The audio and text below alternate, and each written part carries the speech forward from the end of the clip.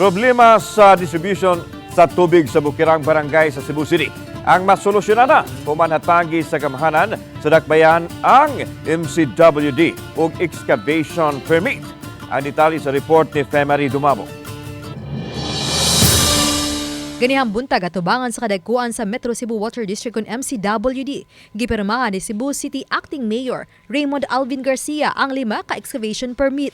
Marso pa sa miaging tuig mi-apply ang MCWD o excavation permit sa City Hall aron makalubong unta og bag-ong mga tubo sa tubig. Ang mga tubo sa tubig matud pa mauuntay sulbad sa kawalay tubig sa bukirang barangay sa dakbayan sa Cebu. Ug kun magamit na kini human ang unom ngadto sa 8 ka buwan, giingong 5,000 ka mga household ang makabenepisyo sa proyekto.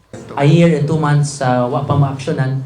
So I immediately instructed our city administrator to get all of those permits because para kanato essential kayo ang tubig para sa atong mga kaigsunan labi na sa panahon karon nga we are in El Nino. Starting from 6 months to 8 months. So by December na anay musukod og gagas sa mga kabukiran. Pilay target na to nga areas na pwedeng As of the moment 5 katong 5 nga na mention no Guba, katong Kabinokot.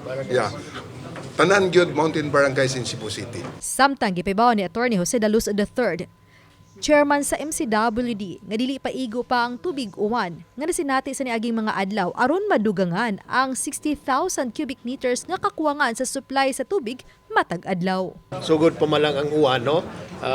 Ang atong underground uhaw pa kayos tanan, no? So I hope nga magpadayon ang atong ulan karon mapunan ang atong mga impounding area so that we can produce more water. Obanik Cleofer Lumayag, Femari Dumabok. Balitang Bisdak.